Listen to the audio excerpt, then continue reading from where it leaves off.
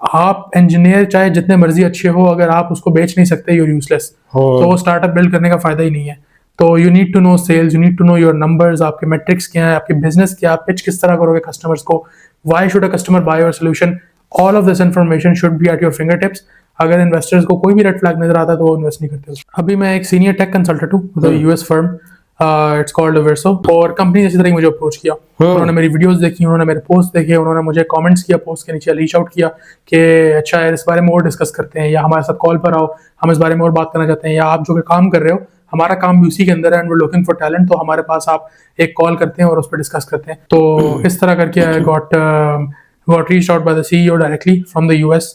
वो भी x McKenzie partner रह चुके हैं तकरीबन 8 साल। अच्छा। तो he reached out to me directly because Musa भाई ने उन्होंने बोला था, तो वहाँ से मुझे ऑफर हुई। In fact I was talking to the CTO of MRS Technologies about a year ago, और उसने भी यही बोला था कि द फर्स्ट थिंग वो जो चीज़ देखते हैं when hiring an engineer is the LinkedIn profile.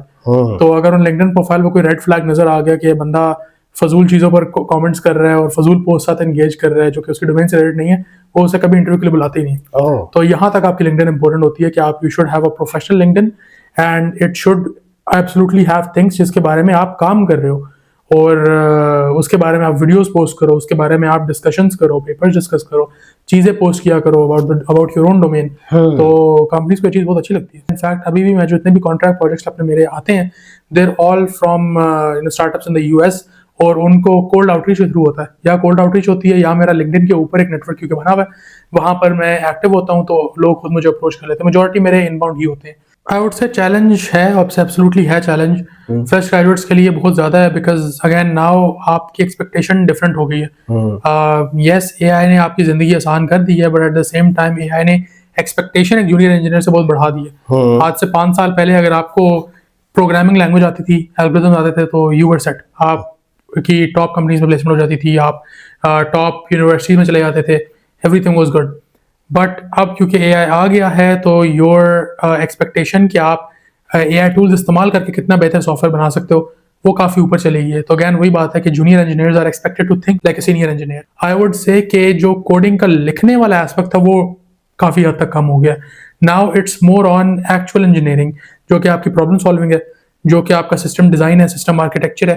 अब फोकस वहां बहुत ज्यादा शिफ्ट हो गया है आजकल, क्योंकि एआई का एक बहुत बड़ा बबल बना हुआ है, तो उसकी वजह से parallel and distributed computing I believe is very important now. Big data was a very big course जो आपको एक पूरी ओवरव्यू देता है कि हाउ जो कंपनीज, बड़ी कंपनीज, एंटरप्राइज सिस्टम्स, वो अपना डेटा किस तरह हैंडल करती हैं, और उस डेटा को किस तरह आपने प्रोसेस करना है, उस पर एआई किस तरह अप्लाई करना है। मैं अपनी एग्जांपल ही देता हूँ, गूगल का जो हैकाथॉन था, चांस था मेरे लिए। आई नेवर थॉट कि वो कभी सक्सीड करेगा। इतनी बड़ी कंपनी है, पूरे एशिया के अंदर से वो लोग कम्पीट कर रहे हैं, 3,300 टीम्स थी उसके पूरे कंपटीशन के अंदर। और मुझे क्यों वो चूज करेंगे उन सब में से। तो ऑब्वियसली ये हर किसी के माइंड में ही होता है, बट चांस लिया एंड इट वर्कड आउट, तो पास हो गया। गूगल में हम लोग गए फिलीपींस, हमें गूगल ने इनवाइट किया, गूगल के ऑफिस में हम लोग गए, पूरा कॉन्फ्रेंस वहाँ पर फिलीपींस में पूरा हमें स्पॉन्सर करके कॉन्फ्रेंस में बुलाया, सब कुछ हुआ। तो it was amazing, but it all happened because वो एक रिस्क लिया, एक चांस लिया, और वो चांस चल गया। तो बिगेस्ट एडवाइस, रिस्क लो, चांसेस लो। स्टूडेंट्स को अक्सर ये होता है कि हम पैसे किस तरह कमाएं फ्रीलांसिंग में, तो उसके लिए क्या सीखना चाहिए। तो ऑटोमेशन, क्योंकि आजकल एक बहुत बड़ी इंडस्ट्री बनी हुई है, जिसको हम आरपीए भी कहते हैं, रोबोट प्रोसेस ऑटोमेशन। तो वो आजकल एक बहुत बड़ी इंडस्ट्री बनी हुई है। तो उसके लिए मैं सिखा रहा होता हूँ कि आप कोडिंग सीखे बगैर किस तरह वो चीज़ इंप्लीमेंट कर सकते हैं, क्योंकि आजकल टूल्स काफ़ी उस चीज़ के आए हुए हैं। इनफैक्ट अभी तक मेरे पास हर हफ्ते तकरीबन 2 जॉब ऑफर्स आ रही होती है न्यू, अच्छा, फ्रॉम डिफरेंट कंपनीज, यूएस की, पाकिस्तान की, ऑल ओवर द वर्ल्ड मुझे आ रही होती हैं जॉब ऑफर्स। और lot of the times it has gotten to a point, fortunately अल्हम्दुलिल्लाह, कि मैं टर्न डाउन कर रहा होता हूँ खुद, कि मैं नहीं कर सकता, मेरे पास टाइम नहीं है ये चीज़, या मैं अभी ऑलरेडी कर रहा हूँ और वो मैं या अभी शुरू की है, या मेरे पास वहाँ पर ज़्यादा पैसे मुझे मिल रहे हैं, तो फिर मैं आपके साथ नहीं कर सकता। तो यहाँ तक सिचुएशन मेरी अभी आ गई है, जो कि it's very obviously her student यही चाहता है कि यही सिचुएशन अपॉर्चुनिटीज मिले उसको। एग्जैक्टली। और ये वही है कि आपकी लिंक्डइन प्रोफाइल, आप कितना कम्युनिटी के साथ एंगेज कर रहे हो। आई वुड से हर कॉन्फ्रेंस, हर इवेंट के ऊपर जाओ, यू नेवर नो आपको वहाँ पे कौन मिल जाए। अक्सर फाउंडर्स आए होते हैं, ज्यादातर लोगों का जो मसला है, उनको अपनी प्रॉब्लम को पता ही नहीं होता। अच्छा, जो मैंने इंजीनियर में सबसे बड़ी चीज नोटिस की है वो यही है कि वो सोल्यूशन पहले बना लेते हैं और सोल्यूशन की प्रॉब्लम को ढूंढने बाद में निकलते हैं। गेटअप प्रोफाइल के लिए आई वुड से कि पहले तो आप अपनी यूनिवर्सिटी के असाइनमेंट्स पोस्ट करना बंद करें। अक्सर स्टूडेंट्स ये कर रहे होते हैं कि लैब टास्क असाइनमेंट वगैरह डाल रहे होते हैं। और उससे ये होता है कि बहुत ही अनप्रोफेशनल सी एक लुक आती है कि आप जो चीज सीख रहे हो, ठीक है, आप उसके बारे में पोस्ट करो, but GitHub is not the place कि आप वहाँ पे पोस्ट करो।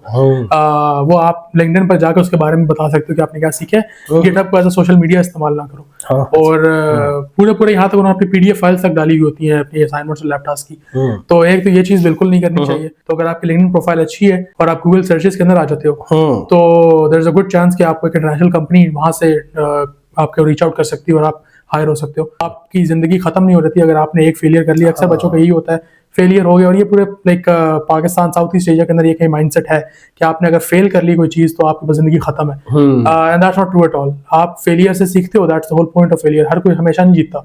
आपने मेरी 9 हैकाथॉन विन देखी है, लेकिन मेरे जो 9 से ज्यादा जो लॉसेस थी वो नहीं देखी होंगी।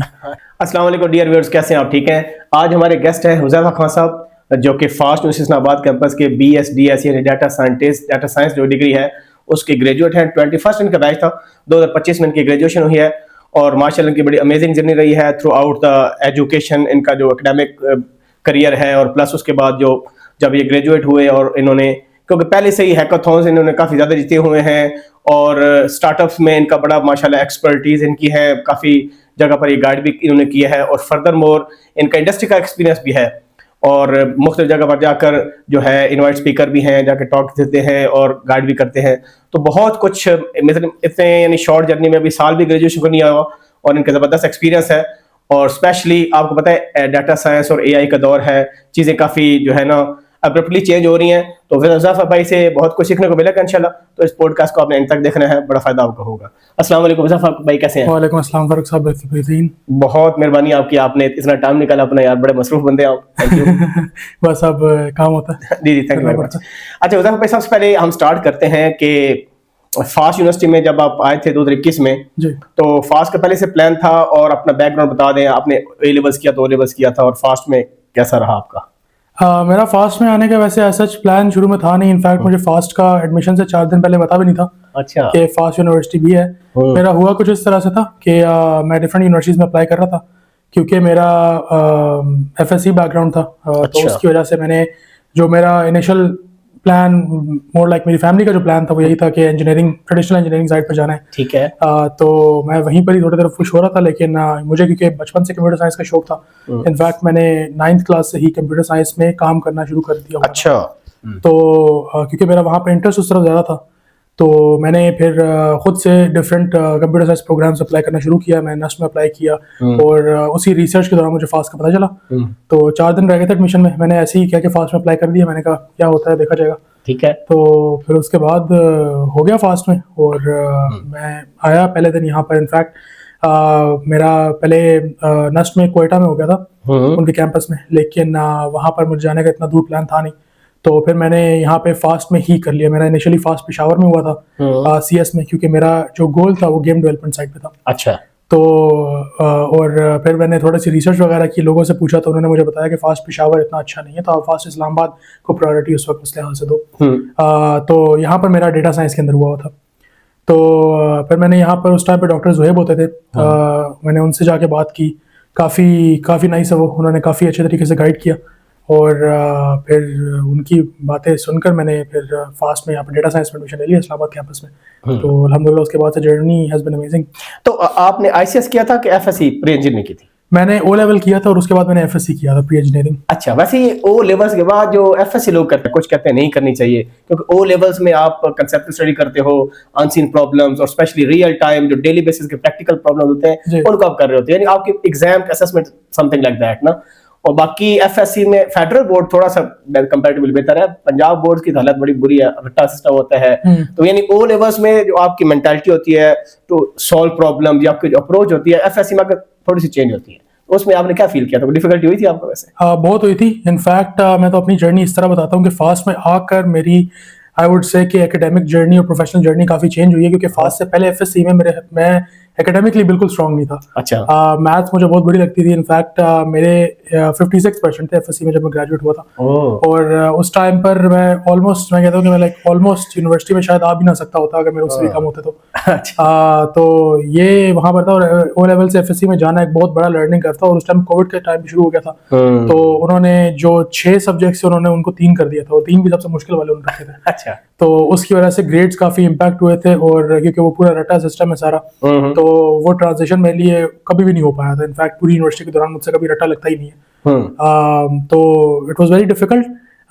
मैं सजेस्ट नहीं करूंगा कि हर कोई ये करे। इनफैक्ट मैं यूनिवर्सिटी जब मैं आया था तो उस टाइम पर भी जो मैंने नोटिस किया था कि जो ए लेवल के स्टूडेंट्स हैं उनके लिए यूनिवर्सिटी में अपने आप को कंफर्टेबल फील कराना was much better as opposed to जो बंदा ट्रेडिशनल मैट्रिक या एफएससी वाले बैकग्राउंड से आ रहा है, क्योंकि उनको वो काफ़ी ज़्यादा चीज़ें उन्हें अपने दिमाग से निकालनी पड़ती हैं कि अब रटा खत्म हो रहा है और अब यूनिवर्सिटी में आके हमें थोड़ा कंसेप्चुलाइज करना है, चीज़ों को प्लान बनाना है, सिस्टम तैयार करना है, वो उनसे हो नहीं पाता। अच्छा, ये बताएं कि कोडिंग में अगर आपकी दिलचस्पी थी, गेम डेवलपमेंट में जिस तरह आपने बात की, तो फिर आप ये एआई डाटा साइंस साइड पर है, गेम डेवलपमेंट में आपने क्यों परस्यू नहीं किया? उसके कुछ रीजन थे। एक रीजन ये था कि क्योंकि मैं 9th क्लास से ही जब मैंने शुरू की थी कंप्यूटर साइंस, तो उस टाइम से ही मेरा डेटा साइंस की तरफ नेचुरली एक ट्रांजिशन हो चुका था, क्योंकि मैंने पाइथन से शुरू की थी। अच्छा। और पाइथन क्योंकि है ही डेटा साइंस के लिए बिल्ट एक लैंग्वेज है, तो मैंने फ्रीलांसिंग प्रोजेक्ट्स में काम किया, वेब स्क्रैपिंग वाले प्रोजेक्ट्स होते थे मेरे। तो आहिस्ता आहिस्ता थोड़ा बहुत लिटिल एक्सपोजर में डेटा साइंस की तरफ होता रहा था, क्योंकि मैं एआई में उस टाइम से ही एआई के बारे में चीजें सीख रहा था। और मुझे उस टाइम ये आइडिया नहीं था कि एआई और डेटा साइंस एक ही चीज है। आई थॉट कि दोनों डिफरेंट है और शायद आपको एआई करने के लिए कंप्यूटर साइंस करना पड़े। तो जब मैं गेम डेवलपमेंट की तरफ जाने लगा तो वहाँ पे मेरा आइडिया यही था कि मैं रीइंफोर्समेंट लर्निंग की तरफ, गेम के जो एआई मैकेनिक होता है उस तरफ जाऊंगा। लेकिन फिर जब डॉक्टर ज़ुहैब से बात हुई तो उन्होंने काफ़ी चीज़ें क्लियर की और उन्होंने ये बताया कि डेटा साइंस इज एआई और इवेंचुअली ये दोनों आपस में मर्ज हो जाएंगी। एंड डजंट मैटर कि आप जो मर्जी करो, इवेंचुअली चीज़ आप एक ही सीखोगे। सो फिर वहाँ से मेरा डेटा साइंस की तरफ एज अ फॉर्मल प्रोग्राम शुरू हो गया। अच्छा, यहाँ पर मुझे एक बड़ा इंपॉर्टेंट पॉइंट है कि जब स्टूडेंट्स यूनिवर्सिटी में एनरोलमेंट के लिए अप्लाई करते हैं एडमिशन्स के लिए, तो उनके पास ऑप्शन डाटा साइंस डिग्री का भी होता है, एआई का भी होता है। तो इनफैक्ट कितने कोर्सेज का डिफरेंस होता है कि इतना ऐसा नहीं होता? मेरे मुताबिक इतना ऐसा नहीं होता। आप जो मर्जी करो, आप उस हिसाब से अपनी फील्ड आगे जाके चेंज कर सकते हो एंड बहुत सारी चीजें जो आप सीख सकते हो। और वैसे भी ओवरलैपिंग जो होता है, other than just a few specialised courses, आपके ओवरलैपिंग मेजॉरिटी एक जैसा ही मतलब सारा उसमें आता है। बड़ा इंपॉर्टेंट पॉइंट ये भी है कि चलो apart from AI data science degree, यानी अगर आपका एआई में होगा डाटा साइंस में तो एक ही बात है ऑलमोस्ट, जी ठीक है। लेकिन जब स्टूडेंट्स परस्यू कर रहे हैं तो उनके पास 5 ऑप्शन होते हैं, तो आपको क्या लगता है सबसे बेस्ट डिग्री जो 2026 में या ऑनवर्ड करनी चाहिए एआई डाटा साइंस के अलावा, या और को भी आप रेट कर दीजिएगा, कौन सी डिग्री बेस्ट है? साइबर सिक्योरिटी लोग बड़ी बात करते हैं और सीएस कहते हैं जी पेरेंट डिग्री होती है, तो आपके इनटेक क्या है? क्या आपको बच्चा मशवरा आपसे मांगता है, आप क्या देंगे उसको? मैं तो हर किसी को एक ही मशवरा देता हूँ कि आप मेरी बात पे अमल ना करो, आप खुद थोड़ी रिसर्च करो। खुद आपको जो बेहतर लगता है थोड़ा सा उसके बारे में एक आई गेस टेस्टिंग करो अपनी कि आपको कौन सी चीज दिलचस्प लगती है और आप उस हिसाब से आगे जाओ। क्योंकि मेरी नजर में जो जितना ही मैंने अपने लाइक कॉलीग्स में देखा, अपने सराउंडिंग्स में देखा, ज्यादातर वो लोग फिर डिग्री को प्रॉपर्ली परस्यू नहीं कर पाते, जिनको आगे जाके वो बोरिंग लगना शुरू हो जाती है। अच्छा, तो अगर आप शुरू में इस माइंडसेट से जाएंगे कि यार मैंने पैसे कमाने हैं और डिग्री के स्कोप कौन सा ज्यादा है, तो आप शायद उसमें भी ना सक्सीड कर पाओ। तो मेरी नज़र में जो एक्सप्लेनेशन है उसकी यही है कि आप एक कंप्यूटर साइंस जैसा होलिस्टिक व्यू, वो आपको हर चीज़ का एक छोटा छोटा आपको एक टीजर आई गेस देता है और आपको फिर खुद पे छोड़ देता है कि आपको डिसाइड करो कि आपने स्पेशलाइज किस चीज़ में करना है। लेकिन अगर आपको शुरू से पता है कि आपने स्पेशलाइज किस चीज़ में करना है, let's say that's artificial intelligence, that's data science, cyber security, अगर आपको शुरू से पता है कि आपको पसंद ही एक साइड है, तो फिर आप स्पेशलाइज में जाओ। अगर आप कंफ्यूज हो तो फिर कंप्यूटर साइंस में जाओ। अच्छा, यहाँ पर मुझे बताएं कि ये जो डाटा साइंस एआई में सबसे क्रूशियल कोर्सेज कौन से हैं? बिग डाटा जिस तरह लोग पढ़ते हैं और भी मे भी हो, मुझे इतना आइडिया नहीं है, तो आप हाईलाइट करेंगे कि जो डाटा साइंस और एआई के स्टूडेंट्स होते हैं उनको 4 साल डिग्री में पहले 2 साल तो बेसिक्स होते हैं, तो कौन से क्रूशियल कोर्सेज हैं जो उनकी फाउंडेशन बेसिकली बनाते हैं? आई वुड से कि as a data scientist software engineering के जो ट्रेडिशनल कोर्सेज होते हैं, इस तरह डीएसए हो गया आपके, उसके अलावा आपके प्रोग्रामिंग फंडामेंटल्स, ऊप वगैरह, ये तो आपके बेसिक्स ही हैं। ये तो रिगार्डलेस ऑफ एनी डिग्री आपने इसमें मास्टरी करनी ही करनी है, ठीक है, बिकॉज हर जगह पर आपको इसका वास्ता लगेगा। और उसके अलावा अगर आप डेटा साइंस की तरफ स्पेशलाइज करते हैं तो फिर आपको एक पहले डेटा साइंस के अंदर एक सब फील्ड चूज करनी पड़ेगी, चाहे वो कंप्यूटर विजन हो, एनएलपी हो, और फिर उस हिसाब से आप उसमें कोर्सेज चूज करते हैं। So big data was, I would से, was a very big course जो कि अभी यूनिवर्सिटी ने आई बिलीव खत्म कर दिया उसको अच्छा। प्रोग्राम में से। तो big data was a very big course जो आपको एक पूरी ओवरव्यू देता है कि हाउ जो कंपनीज, बड़ी कंपनीज, एंटरप्राइज सिस्टम्स, वो अपना डेटा किस तरह हैंडल करती हैं और उस डेटा को किस तरह आपने प्रोसेस करना है, उस पर एआई किस तरह अप्लाई करना है, एमएल एल्गोरिथम किस तरह उस पर अप्लाई होंगे। तो that was a very eye opening course for me as well, और वो काफ़ी लोगों को क्लास में भी इनफैक्ट उसी की वजह से डेटा साइंस में शौक उनका बढ़ना शुरू हुआ था, बिकॉज वो एक इंटरेस्टिंग चीज़ थी। उसके अलावा आजकल क्योंकि एआई का एक बहुत बड़ा बबल बना हुआ है, तो उसकी वजह से parallel and distributed computing I believe is very important now, because AI systems जो हैं वो एक कंप्यूटर पर चल नहीं सकते, और पे मल्टीपल कंप्यूटर्स, पूरे पूरे सर्वर रूम्स होते हैं जिसपे वो चलते हैं। तो वो डिस्ट्रीब्यूटेड कंप्यूटिंग ही है सारी। अच्छा। तो उसमें अगर आप आई वुड से अगर आप मास्टरी कर लें तो उसके आगे जो आपकी जॉब अपॉर्चुनिटीज है वो मैसिव है। अच्छा, गुड। यानी आप ये कह रहे हैं कि बिग डाटा इंपॉर्टेंट कोर्स था, अभी खत्म कर दिया? कौन से बैच से खत्म किया जितनी आपकी इंफॉर्मेशन? आई थिंक ये लास्ट ईयर से उन्होंने खत्म किया, जहां तक मैंने आउटलाइन उनकी देखी। अच्छा, ठीक है। तो लेकिन आप रिकमेंड करते हैं कि वो इंपॉर्टेंट कोर्स था, जो आपका एक्सपीरियंस है? बिल्कुल, मेरे एक्सपीरियंस में भी जितने लोगों का डेटा साइंस में शौक शुरू हुआ था उसी कोर्स की वजह से था। अच्छा अच्छा। वैसे एक अपना पर्सनल जो एक एक्सपीरियंस होता है या एक किस्म की सजेशन सम सॉर्ट, क्योंकि जो करिकुलम होता है ज्यादा तक HECC आता है आपका, ठीक है, या इनका जो एनसेक जो एक्रेडिटेशन बॉडी होती है। तो यूनिवर्सिटी जो आजकल जिस तरह एआई चेंज कर रहा है पूरी दुनिया को, रैपिडली चेंजेस आ रही हैं, तो आप करिकुलम के बारे में क्या कहते हैं कि सेटिस्फाइड है करिकुलम से? आप अगर आपसे इनपुट ली जाए कि आपको अगर मैं बैठा दूं कि यार आप चेयरमैन है, यू हैव टू डिसाइड कि बच्चों का फ्यूचर देखकर, because they are investing lot of money, ठीक है, तो अल्टीमेट गोल जो है, क्या इन कोर्सेज, ये कोर्सेज इनफ है कि आप चाहते नहीं कुछ कोर्सेज रिप्लेस हो जाने चाहिए? आपका एक्सपीरियंस हो सकता है, डिफरेंट स्टूडेंट का डिफरेंट एक्सपीरियंस हो, तो उस पर आप क्या कहते हैं? वैसे आई वुड से कि अभी कोर्स आउटलाइन अच्छी है, लेकिन उतनी अच्छी नहीं है जितनी आई वुड एक्सपेक्ट थी, क्योंकि रियल वर्ल्ड सिनेरियो में आपको एक सिर्फ थियोरेटिकल एस्पेक्ट नहीं दिया जाता, you have to do a lot of things practically. आपको काफी चीजें लर्न करनी पड़ती हैं जो आप यूनिवर्सिटी सीख कर आए होते हो। तो इलेक्टिव के मामले में आई वुड से फास्ट के course outline comparative to other universities is very good, क्योंकि अब वो ज्यादा इंडस्ट्रियल चीजों पर फोकस कर रहे हैं, एजेंटिक क्या हो गया, LLMs हो गए, उस पर ज्यादा फोकस आ रहा है। तो elective courses are amazing, but जो फंडामेंटल कोर्सेज है बिग डेटा को रिमूव करना वो in my opinion was a bad decision, क्योंकि काफी ज्यादा चीजें उसके अंदर क्लियर होती हैं आपकी डेटा साइंस के बारे में, बिग डेटा, और वैसे भी आजकल because of AI big data is at a very high. तो अभी इन माय ओपिनियन मैं कोर्स आउटलाइन सेटिस्फाइड नहीं हूं। आई डू बिलीव कि कुछ चीजें चेंज हो सकती हैं, बट ओवरऑल फास्ट की comparative to other universities has been the best course outline. अच्छा, चले इससे हट के हम बात करते हैं कोर्स आउटलाइन, चले हो गई। कौन से कोर्सेज होते हैं? कोई कोर्सेरा, यूडेमी और भी डिफरेंट प्लेटफॉर्म्स हैं जहां पर आप ना कुछ एआई डेटा साइंस की चीजें कर सकते हैं। आप फील करते हैं कि यूनिवर्सिटी लाइफ के साथ कुछ चीजें और भी सीखनी चाहिए from other sources as well, कि नहीं ये इनफ है? बिल्कुल सीखनी चाहिए आपको, यूनिवर्सिटी इज नॉट इनफ, क्योंकि उसके अंदर आपको यूनिवर्सिटी है ना, यूनिवर्सिटी आपको एक छोटा सा ओवरव्यू देती है चीजों का, वो आपको डिटेल में चीज नहीं सिखा सकती, और इट्स इम्पॉसिबल कि आप 4 महीने में कुछ सीख जाओ पूरा। तो अनलेस अगर आप खुद से वो चीज इंप्लीमेंट नहीं कर रहे, आपको कोई पता नहीं चलेगा कि उस चीज का एग्जैक्टली रियल वर्ल्ड में यूज केस क्या है। अब इसके एग्जांपल मैं इस तरह देता हूँ कि मैं कुछ टाइम पहले I was talking to another FAST student from a different city, और हम लोग यही बात कर रहे थे कि लीनियर अलजेब्रा, लाइक बिफोर हम यूनिवर्सिटी में आए थे, मैथ्स बहुत बुरी लगती है, ज़्यादा स्टूडेंट्स को बुरी लगती है, एक मुश्किल सा कोर्स है, चीज़ें समझ नहीं आती, इस्तेमाल कहाँ होगी है।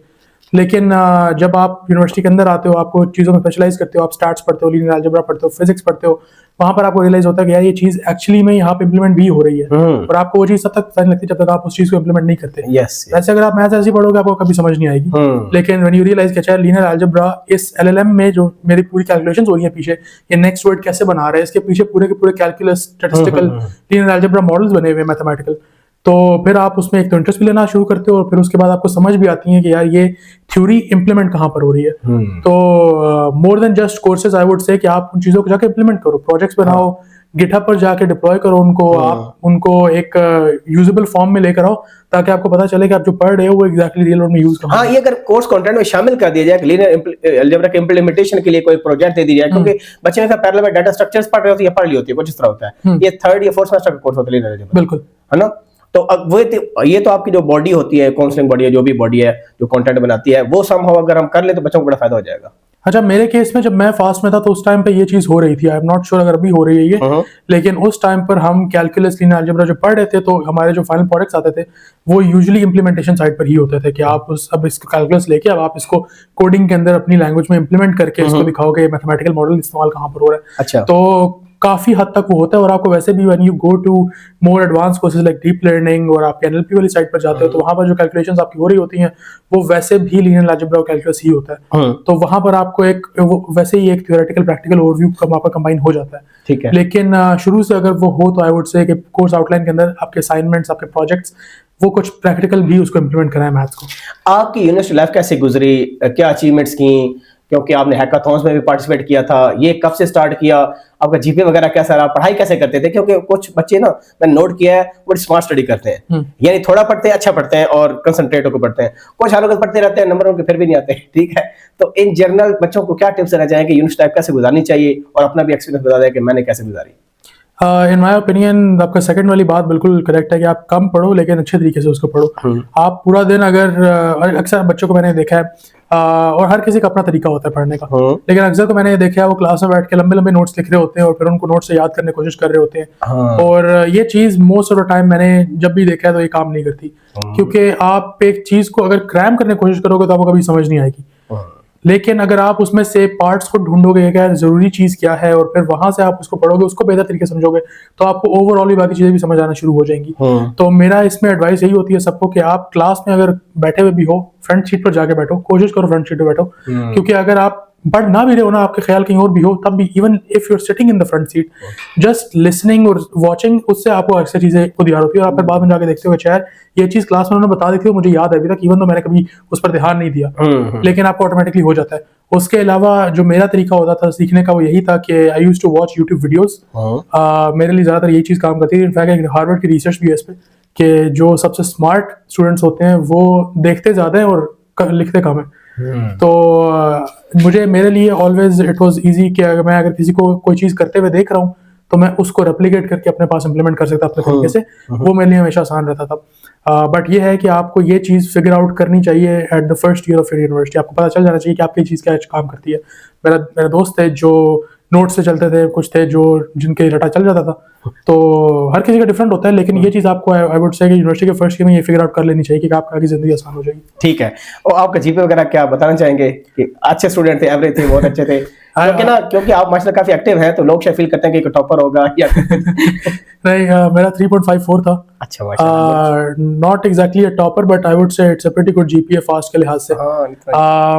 और उसके अलावा भी मतलब ये नहीं है कि आप अगर कोई चीज़ प्रैक्टिकली कर रहे हो तो आपका जीपीए पे लाजमी नहीं है आपका जीपीए उससे खराब हो। इनफैक्ट आपको अगर कोई चीज़ साथ में प्रैक्टिकली कर रहे हो, चाहे वो हैकाथॉन्स हैं, चाहे वो आप एक फ्रीलांसिंग कर रहे हो, वो आपके जीपीए को इम्प्रूव करेंगे, क्योंकि आप वही चीज़ जो सीख रहे हो वो आप प्रैक्टिकली इंप्लीमेंट भी कर रहे हो। तो ये मैं हर किसी को एडवाइस यही करता हूँ कि आप उस चीज़ को प्रैक्टिकली करो तो आपको ज़्यादा बेहतर समझ आएगी वो। तो ये है कि मैंने एंजॉय भी किया, मैंने जब पढ़ने का टाइम था मैंने पढ़ा भी, और मेरे लिए सबसे अगेन लाइक आई सेड कि मेरा एफएससी में 56% था, बट यूनिवर्सिटी में आके मैं completely one of the best students में से, टॉप स्टूडेंट्स में से होना शुरू हो गया। तो यही था कि मैंने शुरू में एक सिस्टम फिगर आउट कर लिया जो मेरे लिए काम करता है, तो वो अगर आप शुरू में कर लो तो आगे जाके यूनिवर्सिटी लाइफ आपके सामने रहती है। अब हम बात करते हैं कि यूनिवर्सिटी में रह के आपने पढ़ाई भी की, हैकाथॉन्स भी किए और डिफरेंट प्रोजेक्ट्स भी किए, फ्रीलांसिंग करियर स्टार्ट किया अपना।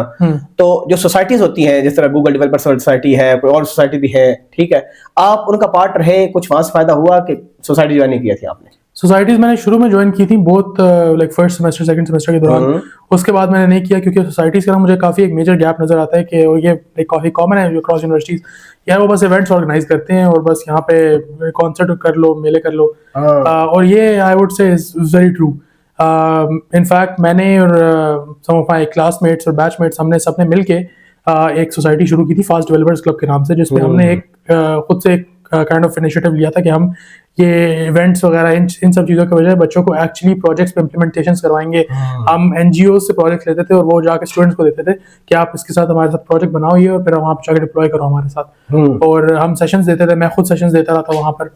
बट ये है कि वही जब आप इस तरह की सोसाइटी बीच में लेकर आते हो यूनिवर्सिटी के अंदर, तो कोई उसका आदी नहीं होता। तो हमारे सेशन में मुश्किल से 5 लोग 10 लोग आते थे, और इवन जब इम्प्लीमेंटेशन का टाइम आता था उसमें भी 3-4 लोग बैठे होते थे इम्प्लीमेंटेशन करने के लिए। बाकी सारे बस इसी के लिए आते थे कि यार एक इवेंट हो जाएगा, मैं थोड़े से लिंक्डइन पर जाके हम लोग बातें कर लेंगे, हमने ये किया वो किया। अच्छा। और असल में काम कोई करना नहीं चाहता था। तो इस वजह से फिर मैंने यूनिवर्सिटी जो सोसाइटीज थी उससे थोड़ा साइड पर हो गया था। अच्छा, अब हम आते हैं हैकाथॉन्स पर।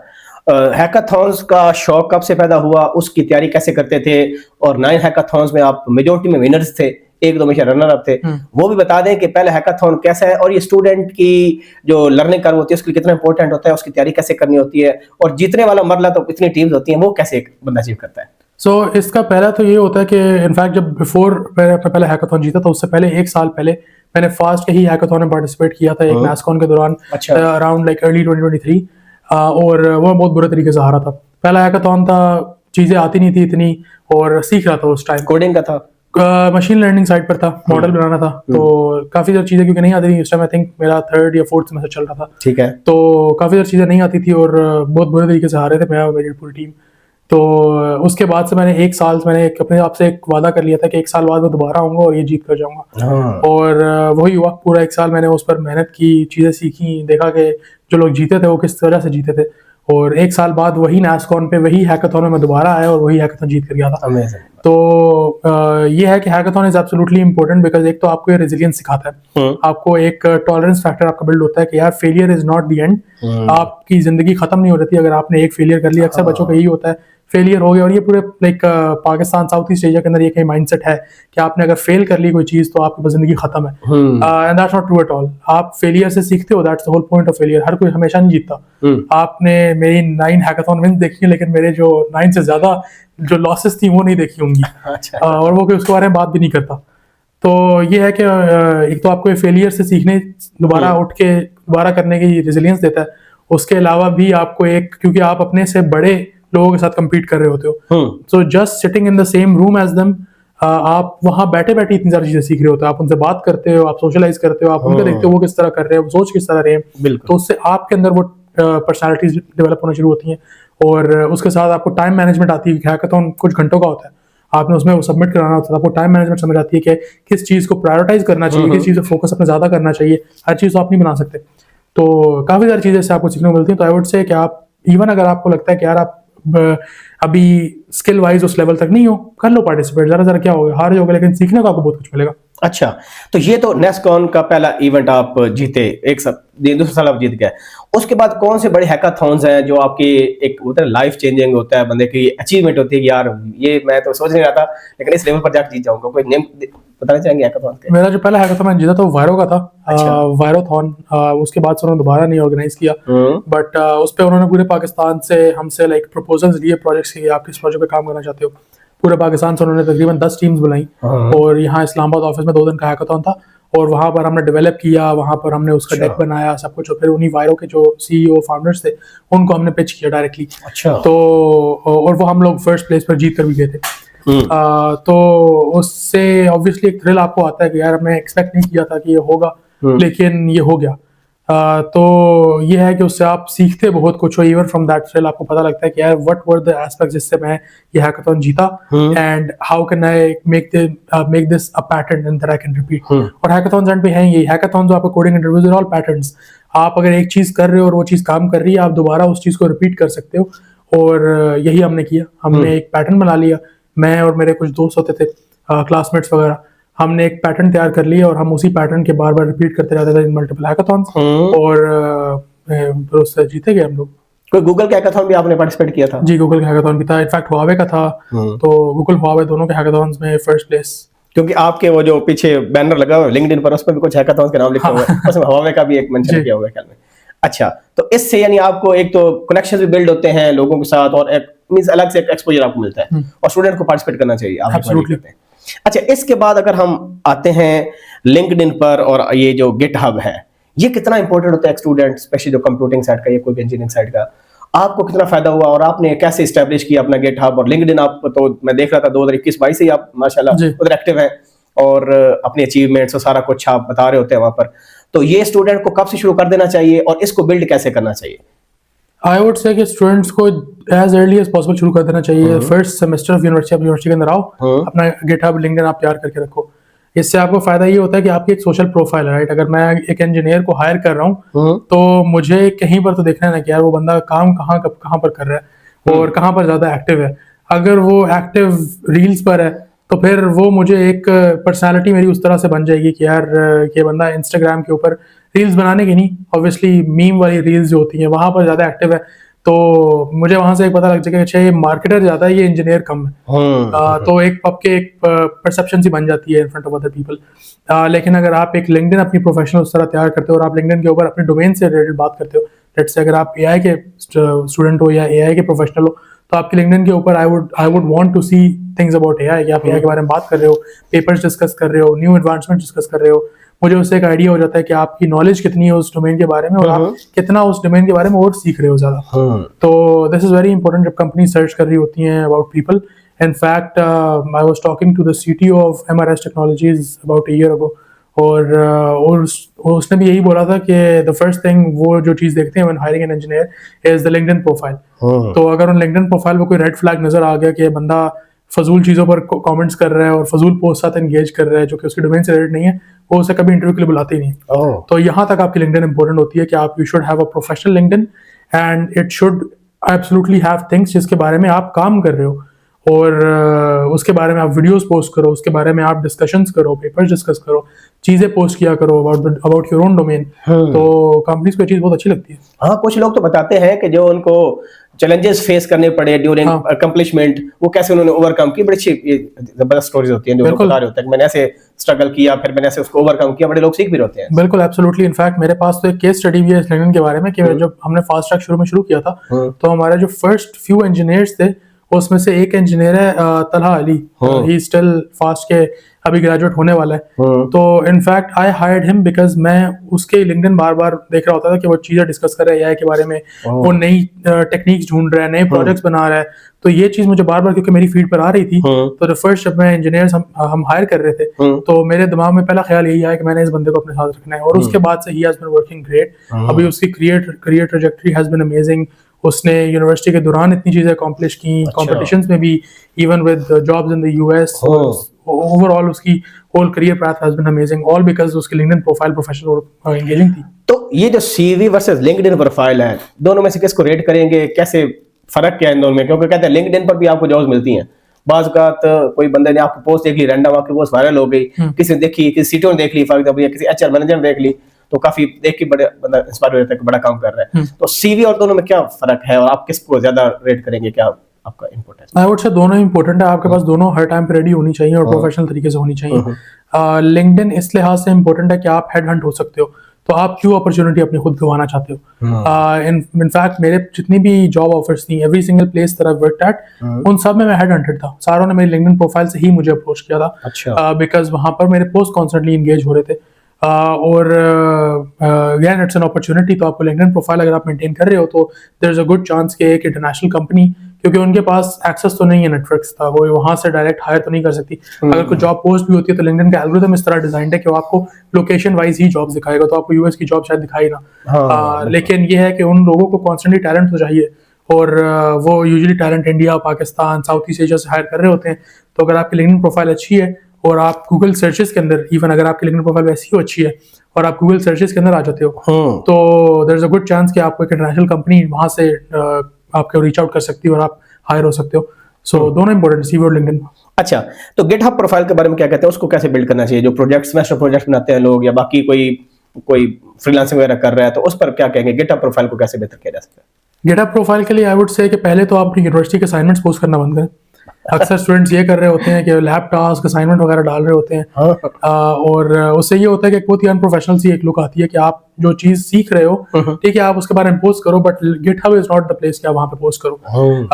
वो आप लिंक्डइन पर जाकर उसके बारे में बता सकते हो कि आपने क्या सीखा है। गिटहब को एज अ सोशल मीडिया इस्तेमाल ना करो। और पूरे यहाँ तक उन्होंने अपनी पीडीएफ फाइल तक डाली हुई होती है अपनी असाइनमेंट्स और लैब टास्क की। तो एक तो ये चीज बिल्कुल नहीं करनी चाहिए। उसके अलावा आपके जो प्रोजेक्ट्स होते हैं वो प्रोजेक्ट किसी रियल वर्ल्ड सिचुएशन से बिल्ट अप हो। इवन अगर आप यूनिवर्सिटी के लेट से आपने कोई यूनिवर्सिटी के दौरान प्रोजेक्ट किया, तो आप उस प्रोजेक्ट को इस तरह बनाओ कि एक एक्चुअल, अगर एक यूजर उस प्रोजेक्ट को इस्तेमाल कर रहा होता तो वो किस तरह उसको इस्तेमाल करता, उसको डिप्लॉय करो, वहां पर डिप्लॉय करके उसकी लिंक डालो गिटहब के ऊपर अपनी, के अगर कोई किसी गिटहब पर आता है तो वो उस लिंक को क्लिक करके उस प्रोजेक्ट को यूज भी कर सके। इतना एक्सपेंसिव नहीं है, $5 का एक सर्वर आता है वर्चुअल, आप वहां पर डिप्लॉय कर सकते हो। और उसके अलावा भी आपके, एक तो ये बहुत इंपॉर्टेंट है, उसके अलावा आपकी गिटहब प्रोफाइल जो है उस पर रीडमी फाइल्स आपकी प्रोफेशनल डिटेल होनी चाहिए, इंस्ट्रक्शंस होनी चाहिए, टेक्निकल डॉक्यूमेंटेशन आपने किस तरह की हुई है गिटहब के ऊपर, दैट इज वेरी इंपॉर्टेंट। आपके कोड के कमेंट्स, कोड की अपनी डॉक्यूमेंटेशन इज वेरी इंपॉर्टेंट, आपके कोड की quality is very important. In fact अब तो एआई टूल्स आ गए हैं जो रिक्रूटर्स यूज करते हैं, वो गिटहब के ऊपर एआई टूल के थ्रू ही आपके पूरी रिपोजिटरी स्कैन करते हैं और वो एक आपको एआई टूल एक स्कोर असाइन कर देता है कि अच्छा। इस जो इंजीनियर है इसकी गिटहब रिपोजिटरी के बाद इसके कोड देखकर इसकी कोड की क्वालिटी कैसी है, इसकी डॉक्यूमेंटेशन कैसी है, और अगर वो आपका स्कोर कम आया तो फिर आप गुड चांस आप अपॉर्चुनिटी से रह सकते हो। सो कोड की क्वालिटी, कोड के standards, how to write good code, bad software practices, input validations, things like that, very important, और ये सारी आपकी गिटहब प्रोफाइल पे विजिबल होनी चाहिए। आप किसी अच्छे बंदे के गेटअप देख भी सकते हैं ना, जो ऑलरेडी बिल्कुल। इसने काफी अचीव किया हुआ है। बिल्कुल, मुझे कैसे absolutely। बनाना चाहिए? बिल्कुल, multiple examples on GitHub, multiple examples on YouTube. अब तो इंटरनेट है, चैट जीपीटी आपको बता सकता है इतनी चीजें गिटहब पे जो आपको करनी सेम चाहिए। True for LinkedIn as well, है ना? एब्सोल्युटली। अच्छा, हुज़ैफा, आप आते हैं फ्रीलांसिंग पर कि आपने हैकाथॉन में पार्टिसिपेट किया, तो ये जो फ्रीलांसिंग का करियर है, क्योंकि आपने बाद में फास्ट ट्रैक स्टार्टअप भी बिल्ड किया था, उसका फ्रीलांसिंग का कोई कनेक्शन है या नहीं? और फ्रीलांसिंग स्टूडेंट्स को कब से करनी चाहिए? क्योंकि कुछ स्टूडेंट्स होते हैं ना, वो चाहते हैं यार हम सपोर्ट मिले ना, हर बंदा तो इतना नहीं होता, सेल्फ मेड कोई लोग मींस के वो आपको बनना पड़ता है ना एट टाइम्स, और घरों से वालों से पैसे मांग के शर्म बात करते बंद जाती है कि फीसें भी भर रहे हैं और बाकी खर्चे भी। तो फ्रीलांसिंग के बारे में स्टूडेंट्स को क्या करना चाहिए? आपने कैसे स्टार्ट किया? हम कैसे लर्न कर सकते हैं आपकी जर्नी से फ्रीलांसिंग की? फ्रीलांसिंग के मामले में आई वुड से कि स्टूडेंट्स को एक तो अपवर्क और फाइवर बहुत सैचुरेटेड हो चुके हैं। जिस टाइम पर मैंने शुरू किया था उस टाइम इतने ज्यादा नहीं थे। अब तो बहुत ज्यादा सैचुरेशन हो गई है। In fact it's very difficult now to get projects unless आप बहुत ही एक्सपर्ट हो in your field. So if you are starting out, I would not suggest कि आप अपवर्क और फाइवर से स्टार्ट आउट करो। In fact I know junior from FAST जिसने अपनी फ्रीलांसिंग इस तरह शुरू की थी कि इस्लामाबाद में जो कैफेज होते हैं या स्टोर्स होते हैं जिनकी वेबसाइट्स नहीं होती, वो उनको रीच आउट करता था फ़ोन पर कोल्ड कॉल करके, और उनको बोलता था कि आपकी मैंने स्टोर देखा है and it's a very good place, आपका इंस्टाग्राम प्रोफाइल भी, लेकिन आपकी वेबसाइट नहीं है, तो अगर किसी को डिलीवर करवाना है या आपके बारे में और जानना है या कॉन्टैक्ट डिटेल्स आपकी चाहिए, मेन्यू देखना है, वो कहाँ से देखेंगे? तो इस तरह करके वो छोटे छोटे प्रोजेक्ट्स वेबसाइट डेवलप करने के यहाँ से फ्रीलांसिंग उसने शुरू की थी। अच्छा। तो आपको इस तरह क्रिएटिव होना पड़ता है। इनफैक्ट अभी भी मैं जो इतने भी कॉन्ट्रैक्ट प्रोजेक्ट्स अपने मेरे आते हैं, there all from startups in the US, और उनको कोल्ड आउटरीच के थ्रू होता है, या कोल्ड आउटरीच होती है या मेरा लिंक्डइन के ऊपर एक नेटवर्क क्योंकि बना हुआ है, वहाँ पर मैं एक्टिव होता हूँ, तो लोग खुद मुझे अप्रोच कर लेते हैं। मेजॉरिटी मेरे इनबाउंड ही होते हैं, आउटबाउंड कम ही होते हैं, लेकिन ये है कि आपको थोड़ा क्रिएटिव होना पड़ता है। लिंक्डइन फाइवर से हट के आपको थोड़ी कोल्ड आउटरीच सीखनी चाहिए, आपको सेल्स अपनी सीखनी चाहिए कि आप सेल्स मैसेज किस तरह करते हो, आप ईमेल्स, कोल्ड ईमेल्स किस तरह कर सकते हो, कोल्ड कॉल्स किस तरह कर सकते हो। तो ये कुछ कम्युनिकेशन स्किल्स आपको साइड से डेवलप करने पड़ते हैं, और अगर आप ये कर लो तो your freelancing career can be much better than anyone from Fiverr और अपवर्क। अच्छा, जबरदस्त। और जब आपने स्टार्टअप स्टार्ट किया था, ये फास्ट ट्रैक वाला, या आप लोगों को मशवरा देते हैं जो स्टार्टअप स्टार्ट करते हैं, उनके पास आइडिया होता है लेकिन उनको पता नहीं होता कि क्या, तो वो कैसे करना चाहिए? अपनी कोई स्टोरी बता दो उसके बारे में। स्टार्टअप जो हमने शुरू किया था, दैट वाज आई वुड से अगेन फॉर एवरी स्टार्टअप आपको एक आइडिया होना चाहिए कि आप एक प्रॉब्लम सॉल्व करो। आपको यूजर्स तभी मिलेंगे जब आप एक जेन्युइन प्रॉब्लम सॉल्व कर रहे होगे। अगर वो प्रॉब्लम रियल ही नहीं है तो आपको यूजर्स नहीं मिलेंगे उसके। तो पहले तो आपको प्रॉब्लम आइडेंटिफाई करनी है। वो प्रॉब्लम किस तरह आइडेंटिफाई होती है? आप अपने दोस्तों से बात करते हो, फैमिली से बात करते हो, आप लोगों से बात करते हो, आप खुद अपने एक्सपीरियंसेस से देखते हो कि यार मार्केट में ऐसे क्या गैप्स हैं जो कि मैं ठीक कर सकता हूँ, जो ठीक करने के लिए लोग मुझे पैसे देंगे। एंड वो पैसे ज्यादा भी नहीं होने चाहिए, दैट कैन बी $10। अगर आप $10 भी, हर बंदा अगर आपको एक मसला ठीक करने के लिए $10 देने को तैयार है, तो अगर आप उस तरह के 100 लोग ढूंढ लो तो that's a lot of money already जो आपको हर महीने मिल रहे हैं फ्रॉम दैट स्टार्टअप। तो again it's at the end of the day it's just problem solving. And हमने जिस तरह शुरू किया था that was also by identifying a problem. हमारे फास्ट में कुछ प्रोफेसर्स थे जिन्होंने हमें रीच आउट किया था कि उनके पास सीवीज के पूरे स्टूडेंट्स की डेटा पड़ा हुआ होता था, जितने भी लोग ग्रेजुएट कर रहे हैं। तो उनके पास एक कंपनी आई और उस कंपनी ने उनको बोला कि हमें ना आप स्टूडेंट स्किल्स के साथ एक स्टूडेंट शॉर्टलिस्ट करके दे दो। तो उन्होंने उनको 400 पेजेस की सीवी पर पूरी एक पीडीएफ फाइल पकड़ा कर दे the of all the CVs. तो अब कंपनी कुछ में से नहीं शॉर्टलिस्ट कर सकती, उनका टाइम हर यूनिवर्सिटी के पास जाएंगी, हर से 500,000 इस तरह सीवीज पकड़ाएगा, तो वो सबको तो देख नहीं सकती। तो इस तरह करके उन्होंने वहां से हायर नहीं किया, वो सीधा मुड़ गई। तो फिर जब वो प्रॉब्लम ये लेकर हमारे पास आए तो हमने उसे आइडेंटिफाई किया कि यार हम इसको किस तरह सॉल्व कर सकते हैं, क्योंकि प्रॉब्लम जेन्युइन थी। हमने रिक्रूटर से बात की, हमने एचआर प्रोफेशनल से बात की, उसके बाद वो पूरा जो डेटा था वो लेकर फिर हमने उसको देखा कि अच्छा एआई से हम अगर इसको इस तरह डेवलप करें एज अ सर्च टूल तो this can be solve very well. तो हमने फिर उसका एक बेसिक एमवीपी बनाया, बहुत बेसिक सा, एक हफ्ते के अंदर, और हम वो एचआर रिक्रूटर्स के पास लेकर चले गए और हमने उनको जाके दिखाना शुरू किया कि आप हमें इस चीज़ के पैसे दोगे या नहीं दोगे। तो इस तरह करके हमने वहाँ से यूजर्स लाना शुरू किए, हमने कस्टमर्स लाना शुरू किए, और फिर इवेंचुअली एक स्टार्टअप भी यहाँ से शुरू हो गया। After getting the first validation हमने ली कि अच्छा ये बात प्रॉब्लम जेन्युइन है, फिर हमने उसको एक स्टार्टअप में कन्वर्ट कर दी कि अब इससे असल में हम एक प्रोफेशनल और मनी मेकिंग सिस्टम बना के लेकर जाएंगे आगे। अच्छा, स्टार्टअप्स में इन्वेस्टर्स का बड़ा रोल होता है, ठीक है, और आजकल मैंने सुना है कि इन्वेस्टर्स जो है ना अपना हाथ खींच लेते हैं आफ्टर सम टाइम, तो ये चैलेंज कैसा है? काफी बड़ा चैलेंज है आपके ख्याल में? बिल्कुल, absolutely. Investors specially in Pakistan बहुत मुश्किल होता है क्योंकि पाकिस्तान एक रिस्की मार्केट है। इन्वेस्टर्स यूजुअली यहाँ पे रिस्क अवर्स होते हैं, वो कोशिश करते हैं यहाँ पे इन्वेस्ट ना करें क्योंकि यहाँ की जो इकोनॉमी है वो अनस्टेबल है। कभी भी किसी टाइम में कुछ हो सकता है। फिर उसके अलावा वैसे भी फाउंडर्स यहाँ के ज़्यादातर होते हैं because of past experiences. Companies like airlift और इस तरह की कुछ कंपनीज ने कुछ पास्ट में क्योंकि एक बुरा एक एक्सपीरियंस हुआ होता है इन्वेस्टर्स का, तो उस तरह से उस मार्केट को अवॉइड करते हैं। तो पाकिस्तान में इट्स स्पेशली डिफिकल्ट, और उस लिए इस चीज़ के लिए आपको इन्वेस्टर्स के लिए एक नॉन रिस्क अपॉर्चुनिटी बनना होता है। और वो आप उसी तरह ही बनते हो अगर आपके पास खुद फाउंडर एक्सपीरियंस रह चुका है या अगर आपके पास खुद इतना प्रोफेशनल एक्सपीरियंस है in the field that you trying to solve. Let's say अगर आप रिक्रूटमेंट को सॉल्व करना चाह रहे हो तो आपके पास रिक्रूटमेंट का बैकग्राउंड अगर है तो फिर इट वुड मेक सेंस कि आप यार उस प्रॉब्लम को सॉल्व करने के लिए आगे जा रहे हो। और इसी तरह ही अगर आपके पास कितने सालों का एक्सपीरियंस है, आप पहले फाउंडर रह चुके हो नहीं रह चुके, पहले इन्वेस्टमेंट रेज किया नहीं रेज की, क्या किया उस इन्वेस्टमेंट का, ये सारी चीज़ें इन्वेस्टर्स अपने पास माइंड में रखते हैं बिफोर मेकिंग एन इन्वेस्टमेंट। तो आपको ये चीज़ें पहले क्लैरिफाई करनी पड़ती हैं। And then the next thing is business fundamentals. आप इंजीनियर चाहे जितने मर्जी अच्छे हो, अगर आप उसको बेच नहीं सकते यूर यूजलेस, तो वो स्टार्टअप बिल्ड करने का फायदा ही नहीं है। तो you need to know sales, you need to know your numbers, आपके मेट्रिक्स क्या है, आपके बिजनेस क्या, पिच किस तरह करोगे कस्टमर्स को, why should a customer by your solution, all of this information should be at your finger tips.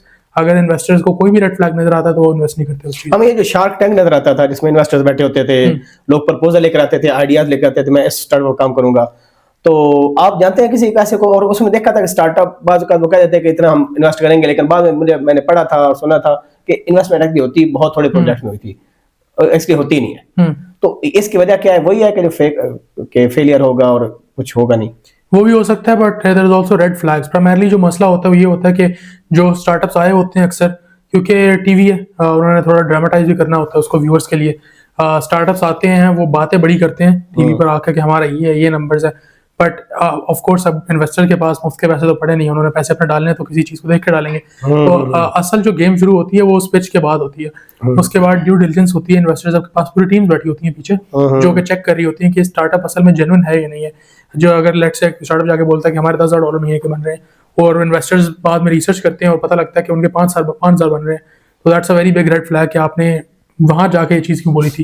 तो अक्सर जो स्टार्टअप्स होते हैं वो इस चीज में रह जाते हैं, या उनका कोई और इस तरह का इशू होता है कि उनके लिए ऊपर लीगल इश्यूज हुए होते हैं, उनके ऊपर फाउंडर्स का अपना कोई रेड फ्लैग होता है कि यार ये फाउंडर पहले शायद उसे क्रिमिनल हिस्ट्री रह चुकी हो, उसका कोई इस तरह का मसला हो, तो ये कुछ चीजें रेड फ्लैग्स बीच में से बाद में पता लगना शुरू होती हैं, जिसकी वजह से इन्वेस्टर्स कहते हैं कि नहीं अब हम अपना इस पे इन्वेस्ट नहीं कर सकते। तो इसलिए out of shark tank I believe only 5% actually get the investment. जो आपके पास डिफरेंट स्टार्टअप्स के स्टूडेंट्स आ रहे होते हैं, बेशक वो 3rd ईयर या 4th ईयर में हैं, मल्टीपल लोग मैंने देखता हूँ लिंक्डइन पर लोग आपसे मशवरा कर रहे होते हैं, आइडियाज ले रहे होते हैं, या अगर कोई स्ट्रगल करते हैं तो वो चैलेंज आ रहा है तो आपसे पूछ रहे होते हैं। तो ज्यादातर लोगों का क्या मसला होता है? वैसे ज्यादातर लोगों का जो मसला है उनको अपनी प्रॉब्लम को पता ही नहीं होता। अच्छा। जो मैंने इंजीनियर में सबसे बड़ी चीज नोटिस की है वो यही है कि वो सोल्यूशन पहले बना लेते हैं और सोल्यूशन की प्रॉब्लम को ढूंढने बाद में निकलते हैं। अच्छा। जब फास्ट ट्रैक शुरू में मैं बना रहा था तो उस टाइम पर हमारे पास फास्ट ट्रैक एक टर्मिनल के ऊपर था। वो एक UI उसका MVP कुछ भी नहीं था हमारे पास। मैं खुद पर्सनली NSTP पे हर एक ऑफिस के दरवाजे पर जाके मैंने खटखटाया और मैंने जाकर उनको पिच किया fast track before it was even ready. मैं उसको बेचना शुरू कर दिया और हमारा पहला कस्टमर भी वहीं से आ गया before there was even a product. और बैक पर जाके मैं खुद उसको मैनुअली रेज्यूमेस देख रहा होता था और उनको दे रहा होता था और उन्हें लगता था कि हम लोग AI के थ्रू कर रहे हैं ये सब कुछ, because the product wasn't ready at that time, terminal के ऊपर था वो। लेकिन उससे ये है कि आपको एक आइडिया हो जाता है मार्केट का कि असल में इसकी डिमांड मार्केट में है या नहीं है। क्योंकि अगर आप एक चीज बिल्ड कर लो और प्रॉब्लम बाद में ढूंढने के लिए निकलो और आपको पता चलेगा यार प्रॉब्लम असल में थी नहीं और मैंने चीज बना ली पहले, तो वो फिर आपका वेस्ट ऑफ टाइम है। दैट्स वेरी, और ये चीज मेजॉरिटी मैंने नोटिस की है specially in engineers, specially in young founders, कि वो चीज बना लेते हैं उनको प्रॉब्लम पता नहीं होता कि वो क्या सॉल्व कर रहे हैं। अच्छा, अभी हम आते हैं जब आपकी ग्रेजुएशन हो गई और आपने अपनी पहली जॉब स्टार्ट की, क्योंकि आप रिमोट भी कोई काम करते थे मेरे ख्याल US कंपनी के साथ आप बता रहे थे, तो ये बताएं कि ग्रेजुएशन से पहले आप किसी के साथ एसोसिएटेड थे वर्क फ्रॉम होम, और उसके बाद यानी कैसे फिर आप इजी पैसा में भी जैन AI रहे, ठीक है, और फिर आप किसी US अभी कोई स्टार्टअप के साथ आप काम कर रहे हैं मेरे ख्याल में, तो ये सब कुछ कैसे हो जाता है, ये कनेक्शंस कैसे बिल्ड हो जाते हैं, जॉब कैसे मिलती है स्टूडेंट को, आपको कैसे मिली और इसमें क्या सीखने को है हमारे लिए? First and foremost, आपके LinkedIn profile should be very up there and it should be very engaging. मैं LinkedIn के ऊपर कोशिश करता हूँ कि हर दिन एक पोस्ट डालूं, कोई ना कोई इंपॉर्टेंट इंफॉर्मेटिव, चाहे वो पोस्ट छोटा सा ही हो, लेकिन मैं कोशिश करता हूँ कि हर दिन एक पोस्ट डालूं, क्योंकि एल्गोरिथम है उसको आपको तभी रिवॉर्ड करेगा अगर आप उस पर कंसिस्टेंट रहोगे। और दूसरा, इससे आपके डिसिप्लिन का भी पता चलता है कि आप कितना डिसिप्लिन हो। हर किसी का दिल नहीं करता हर दिन पोस्ट करने का, आइडियाज हर दिन नहीं आता, लेकिन आपको करना पड़ता है because it's part of the process, system यही है। फिर उसके अलावा I try to post a video every day, कि मैं किसी ना किसी चीज के बारे में कोई ना कोई एंगेजिंग चीज अपने कोई ना नॉलेज अपनी शेयर कर रहा हूँ, ताकि जब कोई मेरी प्रोफाइल पर आके देखे तो उसे पता लग जाएगा अच्छा यार बंदा जो बातें कर रहा है ये तभी बातें कर रहा है बिकॉज उसके पास नॉलेज है उस चीज के बारे में। और कंपनी इसी तरह ही मुझे अप्रोच किया, उन्होंने मेरी वीडियोस देखी, उन्होंने मेरे पोस्ट देखे, उन्होंने मुझे कमेंट्स किया पोस्ट के नीचे, रीच आउट किया कि अच्छा यार इस बारे में और डिस्कस करते हैं, या हमारे साथ कॉल पर आओ, हम इस बारे में और बात करना चाहते हैं, या आप जो काम कर रहे हो हमारा काम भी उसी के अंदर है and we looking for talent, तो हमारे पास आप एक कॉल करते हैं और उस पर डिस्कस करते हैं। तो असल में सारी बातें यहीं से शुरू होती हैं। इनफैक्ट अभी तक मेरे पास हर हफ्ते तकरीबन 2 जॉब ऑफर्स आ रही होती हैं न्यू, अच्छा, फ्रॉम डिफरेंट कंपनीज, यूएस की, पाकिस्तान की, ऑल ओवर द वर्ल्ड मुझे आ रही होती हैं जॉब ऑफर्स। और lot of the times it has gotten to a point, fortunately अल्हम्दुलिल्लाह, कि मैं टर्न डाउन कर रहा होता हूँ खुद, कि मैं नहीं कर सकता, मेरे पास टाइम नहीं है ये चीज़, या मैं अभी ऑलरेडी कर रहा हूँ और वो मैं या अभी शुरू की है, या मेरे पास वहाँ पर ज़्यादा पैसे मुझे मिल रहे हैं तो फिर मैं आपके साथ नहीं कर सकता। तो यहाँ तक सिचुएशन मेरी अभी आ गई है, जो कि it's very obviously her student यही चाहता है कि यही सिचुएशन अपॉर्चुनिटीज मिले उसको। एग्जैक्टली। और ये वही है कि आपकी लिंक्डइन प्रोफाइल, आप कितना कम्युनिटी के साथ एंगेज कर रहे हो। आई वुड से हर कॉन्फ्रेंस, हर इवेंट के ऊपर जाओ, यू नेवर नो आपको वहाँ पे कौन मिल जाए। अक्सर फाउंडर्स आए होते, अभी पीछे पिछले दिनों AI वीक हो रहा है, अभी भी हो रहा है, लेकिन अभी दूसरे शहरों में हो रहा है। इस्लामाबाद में पिछले दिनों AI वीक हुआ तो काफी लोग वहां पर आए और काफी लोग नहीं आए। आई वुड से जो नहीं आए उनके लिए बहुत बड़ी मिस्ड अपॉर्चुनिटी है, बिकॉज आपके पास एक कमरे के अंदर पूरे पाकिस्तान से, इवन पूरी दुनिया से top founders, top company executives बैठे हुए हैं, जो कि डायरेक्टली जिनसे आप बात कर सकते हो, डायरेक्टली उनको अपनी आप पिच कर सकते हो अपने बारे में, और आप वो अपॉर्चुनिटी मिस कर रहे हो। तो आई वुड से दैट्स अ वेरी डम थिंग, और आपको हर अपॉर्चुनिटी पर जाना चाहिए, हर इवेंट पर जाना चाहिए। बिजनेस कार्ड्स अपने रेडी रखें, या रेज्यूमेज अपने पास रखें, कुछ ना कुछ अपने पास इन्फॉर्मेशन रखें जो आप वहाँ पे शेयर कर सकें, और लोगों से जाके बात करें। एंड नेटवर्किंग का मेथड यही है कि आप दोस्त बनाएं, don't try to find a job, try to find friends, और उनके साथ ओवर द टाइम 1 महीना 2 महीने बात कर करके इवेंचुअली वो आप जब ट्रस्ट बिल्ड हो जाता है फिर वो आपको जॉब ऑफर कर लेते हैं। तो आपकी फिर पहला स्टार्टअप किस में काम आपका हुआ था? ग्रेजुएशन पहले हो गया था कि बाद में, किस तरह बताइएगा? मैंने तो 16 साल की उम्र से शुरू कर दिया था स्टार्टअप में काम करना। अच्छा। और जब अपना स्टार्टअप शुरू किया था वो ग्रेजुएशन से 1 साल पहले तकरीबन शुरू किया था मैंने। उससे ये था कि आप क्योंकि शुरू में तो ऑब्वियसली मुझे जॉब अप्लाई करनी पड़ी, वो भी मतलब फेसबुक वगैरह से मैं डिफरेंट जगह से देख के इस तरह रीच आउट करता था लोगों को। लेकिन ओवर टाइम, क्योंकि एक कंपनी के साथ अगर आपका एक्सपीरियंस अच्छा रहता है तो वो कंपनीज आगे दूसरी कंपनीज को जानती हैं, सो ओवर टाइम आपका नेटवर्क वहाँ से बिल्ड होना शुरू होता है।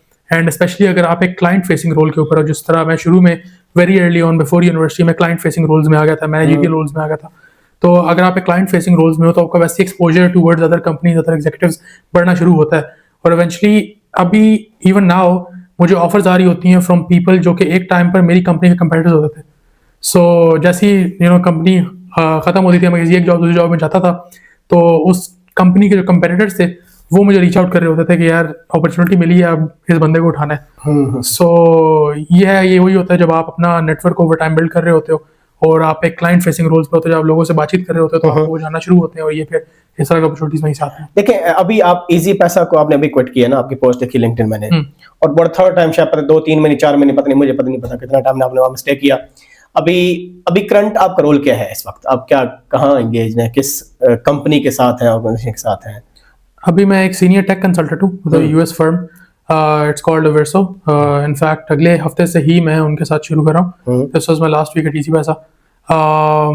मेरा उनके साथ इस तरह से इंटरेक्शन रहा था कि मेरे एक सीनियर थे, मूसा दिलदार, इनफैक्ट 2019 बैच में से काफ़ी one of the renowned people जो कि जिनको लोग जानते हैं फ्रॉम फास्ट, तो वो मेरे टीए रह चुके थे, और उनके साथ मैंने थोड़ा बहुत ड्यूरिंग द टीएशिप अपने असाइनमेंट्स, प्रोजेक्ट्स वगैरह उनसे डिस्कस करता था। In fact I am very known कि जब मैं प्रोजेक्ट कर रहा होता तो मैं अपने टीएस को काफ़ी तंग करता था, मैं उनको अलग से ईमेल्स कर रहा होता था। इसी तरह इब्राहिम बिन उमैर एक थे, उनको मैं ईमेल्स कर रहा होता था हमेशा, हमेशा उनको ईमेल्स कर रहा होता, लाइक मैसेज कर रहा होता व्हाट्सएप के ऊपर। इनफैक्ट उनके लैब्स में उस टाइम वो लोग रिसर्च प्रोजेक्ट पे काम कर रहे होते थे, मैं लैब में उनके साथ जाके बैठ जाता था। मैंने उनको काफ़ी तंग किया था, लेकिन यही चीज़ से उनको पता लगा कि यार इस बंदे की एक्सपर्टीज़ है, ये जो काम कर रहा है वो अच्छा काम कर रहा है, और अगर ये इतना क्यूरियस है अबाउट समथिंग, सो इसके पास वो पैशन भी है वो चीज़ करने का।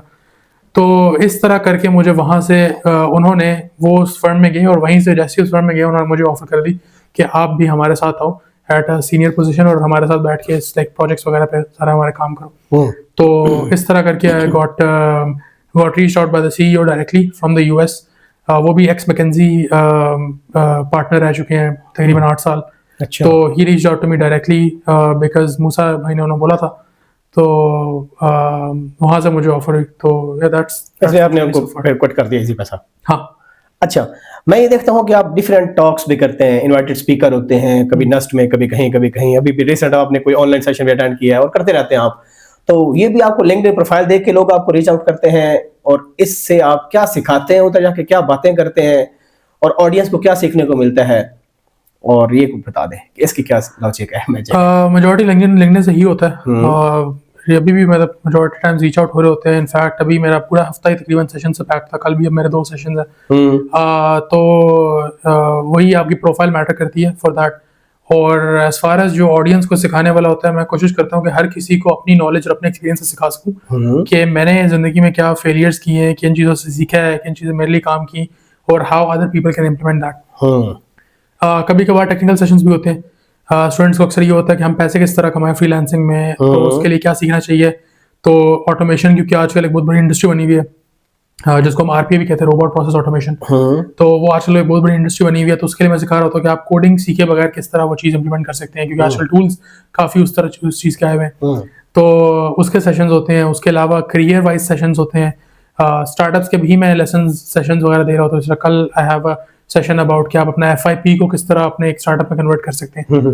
तो डिफरेंट उस तरह के सेशन होते हैं, बट मेजॉरिटी यही होता है कि मैं अपनी नॉलेज और अपने एक्सपीरियंस से लोगों को सिखा सकूं। ठीक है। अच्छा, अभी आपने कोडिंग की बात की, बड़ा क्वेश्चन था, मैं स्किप कर गया शायद, कि जो क्लाउड का CEO है वो कह रहा था पिछले दोनों में हफ्ता हो गया कि कमिंग 6 months to 1 year ये कोडिंग ऑब्सलीट हो जाएगी, जिस तरह प्रोग्रामिंग के कोर्स आप सीखते हो, क्योंकि AI ने इतना अपने आप को डेवलप कर लिया है कि अब कोडिंग, जिस तरह टेलीकॉम का एक बूम होता था एक जमाने में, तो इस तरह CS का भी बड़ा बूम रहा है। तो आगे जाके डिफिकल्टीज होंगी।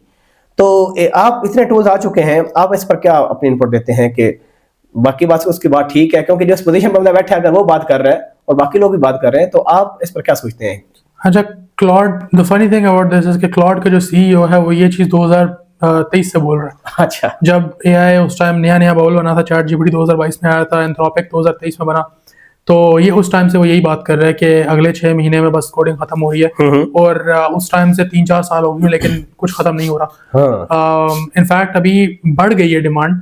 अगर आप स्टैट्स को देखें, क्योंकि अक्सर ये होता है ना कि आप एक वीडियो देखते हो, लिंक्डइन पर आती है आपके, और आप देख के डर जाते हो, यार इतना बड़ा बंदा बोल रहा है तो बात सच्ची होगी। लेकिन अगर आप स्टेटिस्टिक्स को देखो, अगर आप रिपोर्ट्स को देखो मैकेंजी की, या इवन वर्ल्ड इकोनॉमिक फोरम की आप रिपोर्ट्स पढ़ो, तो वहाँ पर डिमांड सॉफ्टवेयर इंजीनियर्स की बढ़ गई है नाउ, बिकॉज जिन लोगों ने, जिन कंपनीज में ड्यूरिंग द AI बबल के जो उस टाइम पे हाइप पर था, फुल हाइप पर, उस टाइम पर जिन कंपनीज ने AI इंजीनियर्स को फायर करना शुरू किया, AI इंजीनियर्स को हायर करना शुरू किया, वो अब उन्होंने प्रोडक्ट्स वाइप कोड करके बनाई, लेकिन अब वो प्रोडक्ट्स उस लेवल तक नहीं है जिस तरह वो स्केल करना चाह रहे थे, एक्सपेक्ट कर रहे थे। तो अब उन्होंने वो उनको ठीक करने के लिए बंदे हायर करना शुरू कर दिए। तो अब एक नया रोल बन गया वाइप कोडिंग क्लीनिंग स्पेशलिस्ट।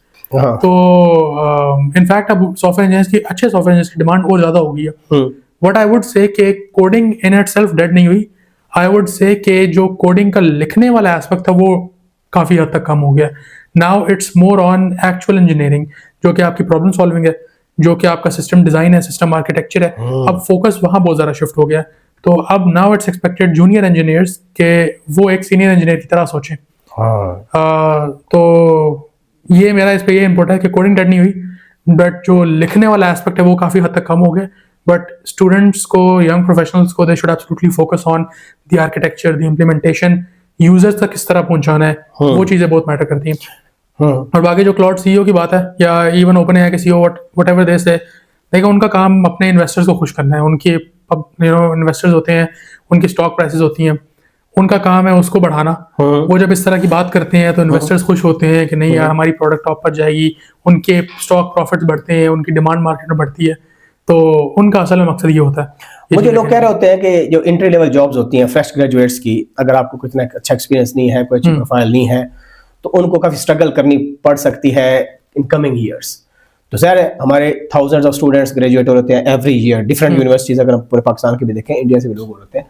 तो इसमें कितना चैलेंज है to get placement for a fresh graduate?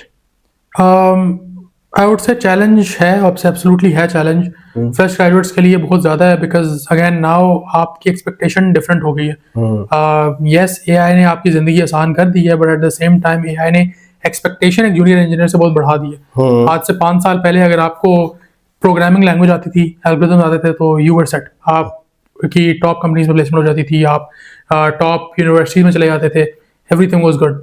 But अब क्योंकि एआई आ गया है तो योर एक्सपेक्टेशन कि आप एआई टूल्स इस्तेमाल करके कितना बेहतर सॉफ्टवेयर बना सकते हो वो काफ़ी ऊपर चली गई है। तो अगैन वही बात है कि junior engineers are expected to think like a senior engineer. तो आपके system architecture, system design, all of those things matter a lot. If those are solid, I think placement is not a big deal. यानी आपको अपने fundamentals के साथ साथ इन पर भी काम करना पड़ेगा। फंड ये है ही आपके फंडामेंटल, सॉफ्टवेयर इंजीनियरिंग के फंडामेंटल्स यही हैं। हमने इनको अलग करके एक फील्ड बना दी है। उसमें एक्चुअली अच्छी, ठीक है, जो सिस्टम आर्किटेक्चर की आप बात करते हैं या सिस्टम डिजाइन की बात करते हैं, तो इसका रियल एक्सपीरियंस स्टूडेंट कैसे गेन करेगा before getting into the industry? आप एप्स बनाएं। अच्छा। अब आप एआई से आपके लिए एप्स बनाना बहुत आसान है। आप वाइब कोड करके एप्स बना सकते हैं, हफ्ते के अंदर आपका ऐप डिप्लॉय हो जाएगा। लेकिन असल गेम जो है वो आपकी app after the AI has made it, उसके बाद आप क्या करते हो या उसको किस तरह बेहतर करते हो, दैट उसकी असल गेम है। अब एआई आपको एक I would say screenshot app ही बना के दे देगा, वो यूआई दे देगा आपको, वो एक सिंपल सा बैकएंड आपको बना कर दे देगा। उस बैकएंड को आपने इंप्रूव किस तरह करना है, यूजर्स, लेट्स से आपने 100 दोस्तों को अपने ऐप को भेज दिया, वो 100 दोस्त ने ऐप पे साइन अप कर दिया और आपका ऐप डाउन हो गया, तो अब आप उसको डाउन से दोबारा आप किस तरह करोगे, आप उस ऐप को स्केल किस तरह करोगे, आप उस ऐप को एफिशिएंट किस तरह बनाओगे, लेटेंसी किस तरह कम करोगे, सिक्योरिटी किस तरह इंप्रूव करोगे, ये चीज आपको नहीं करके दे सकता। तो ये चीज आपकी बहुत मैटर करती है और यहाँ से आप एक्सपीरियंस सीखते हो और यही चीज कंपनीज को चाहिए। इसके अलावा केस स्टडीज पढ़ो, डिस्कॉर्ड की, इंस्टाग्राम की, स्लैक की, बिग कंपनीज उन्होंने किस तरह अपना डिजाइन बनाया, how does Instagram handle so many post, millions of post every day, क्या ऐसा उन्होंने अपने आर्किटेक्चर में किया जो कि इस चीज को कर रहा है। व्हाट्सएप अपने एंड टू एंड सिक्योरिटी किस तरह इंश्योर करता है, इंक्रिप्शन किस तरह देता है, ये केस स्टडीज आप पढ़ो, ये सारी ऑनलाइन अवेलेबल है। तो जब आप ये चीज पढ़ना शुरू करते हो तब आपको सिस्टम आर्किटेक्चर, सिस्टम डिजाइन, ये चीज आपको बेहतर समझना शुरू होगी। अच्छा, पाकिस्तान में last week Indus AI week हुआ है, इंडिया में भी हुआ है मेरे ख्याल में, तो पाकिस्तान एआई पर किस तरह इन्वेस्टमेंट कर रहा है या अपनी जो यूथ है उनको कैसे इंगेज कर रहा है, क्या अपॉर्चुनिटीज दे रहा है कंपेयर टू जिस तरह चाइना में देखें कितना इंफ्रास्ट्रक्चर है, कितना बिलियंस ऑफ डॉलर इन्वेस्ट कर रहे हैं, यूएस कर रहा है, ठीक है, तो पाकिस्तान कहाँ खड़ा है, आप क्या देखते हैं? पाकिस्तान आई वुड से is at the same stage जहां पर दुबई आज से 20-30 साल पहले था, मतलब बहुत अर्ली स्टेज पर शुरू हो रहा है पाकिस्तान अभी। हमारी टेक इंडस्ट्री उतनी स्ट्रांग नहीं है जितनी बाकी पूरी दुनिया की, of course, because we are not, हमारी इकोनॉमी उस तरह से उस लिहाज से स्ट्रांग नहीं है। लेकिन ये है कि Pakistan is a growing economy. In fact अगर आप यूएस में जितने भी स्टार्टअप देखेंगे सिलिकॉन वैली के अंदर, majority of the founders are Pakistanis. उनका बैकग्राउंड किसी ना किसी तरीके से पाकिस्तान से रिलेटेड है, चाहे उनके पेरेंट्स पाकिस्तान से हो या वो खुद पाकिस्तान से हो या बाद में मास्टर्स करने वहां गए हो, वट एवर इट इज, लेकिन उनका कोई ना कोई ताल्लुक पाकिस्तान से है और मेजॉरिटी है ये। तो ये चीज देख के आपको नजर आता है कि अच्छा हमारे मुल्क से लोग जाके बड़ी चीजें बना रहे हैं, बट हमें पाकिस्तान के अंदर बैठकर कोई नहीं बना रहा, पाकिस्तान से बाहर जाके वो चीज बना रहे हैं। Why is that? उसका मेजर रीजन ये है कि US market is a very risk, I would से रिस्क सेवी मार्केट। रिस्क फ्री नहीं कह सकते, रिस्क हर जगह पर होता है, बट उनको रिस्क पसंद है इन द सेंस के इन्वेस्टर्स वहां पर आपको $50,000 फेंक देंगे आपके ऊपर कि आप जाके टेस्ट करो, फेल करो, लेकिन आके मुझे बताओ कि आपने सीखा क्या उस फेल करके। तो उस लिहाज say that is why US को, हम सिलिकॉन वैली को अभी तक हम टेक का हब मानते हैं, बिकॉज वहां पर लोगों को एक्सपेरिमेंट करने की बहुत ज्यादा एक आजादी है करने की, वो चीज आपको पाकिस्तान में नहीं मिलती। अच्छा, एआई के आने वजह से मैं पढ़ रहा था या सुन रहा था किसी से कि ये जो हमारी जितनी सॉफ्टवेयर इंडस्ट्रीज हैं पाकिस्तान के अंदर स्पेशली, वो ज्यादातर प्रोजेक्ट्स आउटसोर्स होते हैं बाहर से और उन पर काम कर रहे होते हैं, बेसिकली आउटसोर्सिंग ज्यादा चल रही होती है। लेकिन अब फ्यूचर में हो सकता है कि एआई के आने की वजह से वो मार्केट काफी इंपैक्ट हो सकती है, यानी आपकी इकोनॉमी और भी कम हो सकती है, श्रिंक कर सकती है। वैसे आपको लगता है ठीक है? मुझे लगता है कि आउटसोर्सिंग की जो ओवरऑल इंडस्ट्री है वो पाकिस्तान में बहुत हद तक कम हो जाएगी। उसका एक major reason is not AI, उसका एक मेजर रीज़न ये है कि पाकिस्तान थोड़ा अब रेपुटेशन में ख़राब होता जा रहा है इन दी आउटसोर्सिंग इंडस्ट्री। अच्छा। क्योंकि यहाँ पर कुछ कंपनीज, कुछ वेल नोन, कुछ स्मॉलर, जो कि कुछ शेडी काम कर रही हैं, जिस तरह इंडिया कॉल सेंटर्स की वजह से बदनाम है, उस तरह Pakistan is also losing its reputation because of some software agencies. उसका मेजॉरिटी ऑफ जो खेल जो सबसे ज़्यादा इशू हो रहा है वो उनसे है जो आगे वहाँ यूएस से जॉब्स लेती हैं और यहाँ आके वो जॉब्स आउटसोर्स करती हैं लोगों में। उसकी वजह से इवेंचुअली मार्केट में नाम बदनाम हो जाता है, जो कि there is a very well known company जिसने ये जो चीज़ कर रही है, जी जी जिसका सबको पता है। जी जी। तो उन्होंने भी इस तरह ही करके यूएस में काफ़ी और अपना नाम बदनाम किया।